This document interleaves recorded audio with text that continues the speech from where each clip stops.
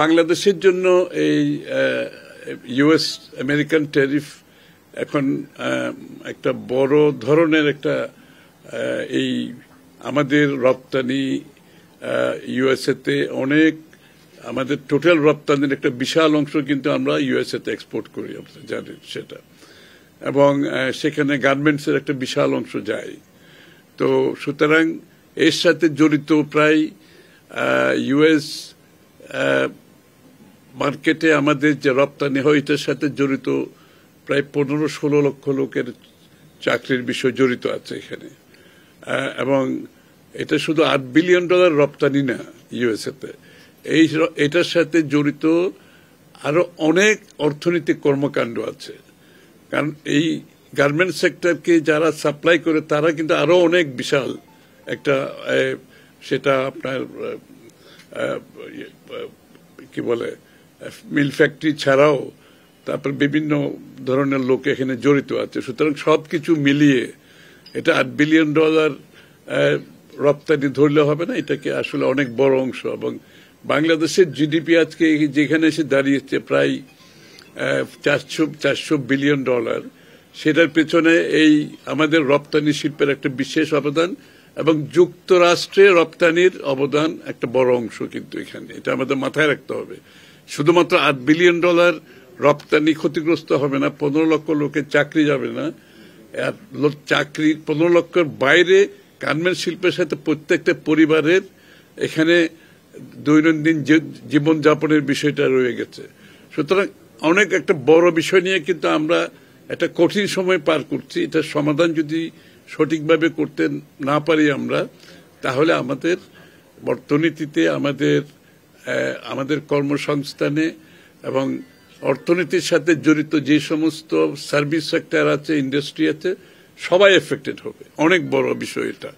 সুতরাং এটাকে আমরা অন্য কোনো কিছুর সাথে ট্রেড অফ করা সম্ভব না। এটার বিসর্জন দিয়ে আমরা অনেক কিছু, এটা বিসর্জন দিয়ে আমরা অন্য কোনোভাবে অ্যাচিভ করতে খুব একটা সহজ ব্যাপার হবে না, কিন্তু এটা আমাদের মাথায় রাখতে হবে। সুতরাং এই জন্য আমরা আজকে ইন্ডাস্ট্রির সাথে কথা বলেছি, বিশেষ করে রপ্তানিকারক বড় বড় শিল্পগুলো যারা জড়িত আছে তাদের সাথে, কোনো বিজনেস লিডারদের সাথে কথা বলেছি, তাদের মতামত শুনেছি, এবং তারা সবাই মনে করছে আমাদের এই নেগোসিয়েশনটাকে শক্তিশালী করতে হবে, এবং সকলের মতামতের পরিপ্রেক্ষিতে এখানে ধরেন অনেকগুলো বিষয় আছে। এটাতে ইন্ডাস্ট্রির একটা বিষয় আছে, গার্মেন্টস সেক্টর একটা বড় বিষয়, সার্বিক ইন্ডাস্ট্রি একটা বিষয় আছে, এমপ্লয়ার্স অ্যাসোসিয়েশন ওদের একটা বিষয় আছে, এখানে নিরাপত্তার বিষয়েও জড়িত। এই ট্যারিফের সাথে কিন্তু এটা নিরাপত্তার জনিত কিছু বিষয় চলে আসছে এখানে এই ট্যারিফের সাথে। সুতরাং সেখানে আবার রাজনৈতিক দলগুলোর একটা বিষয় আছে, মতামতের বিষয় আছে। যদি নিরাপত্তা জড়িত কিছু এখানে থাকে তাহলে একটা রাজনৈতিকভাবে ঐক্যমতের বিষয় আছে, সেই বিষয়গুলো এখানে চলে আসছে আলোচনার মধ্যে।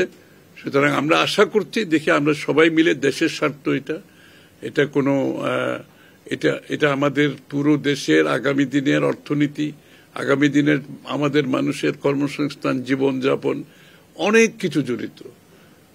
এই জন্য, এবং অন্যান্য দেশের সাথে আমাদের যে সম্পর্ক আছে, সবাই সবকিছু মিলিয়ে এটা আমাদেরকে ঐক্যবদ্ধভাবে আমরা সবাই মিলে এটার একটা সুষ্ঠু সমাধান দরকার। এই জন্য আমরা বসেছি আজকে আলোচনায়, আমরা ওনাদের কথাগুলো শুনেছি, এবং এর পরিপ্রেক্ষিতে আমাদের বিএনপির পক্ষ থেকে আমরা চেষ্টা করব সরকারের সাথে আমাদের বিষয়টা ওনাদেরকে জানাবো, এবং ওনাদের মতামতগুলো সহ আমাদের বিষয় এবং সার্বিক বিষয়ে এখানে সকলের একটা সমন্বিত চেষ্টার একটা ব্যাপার আছে।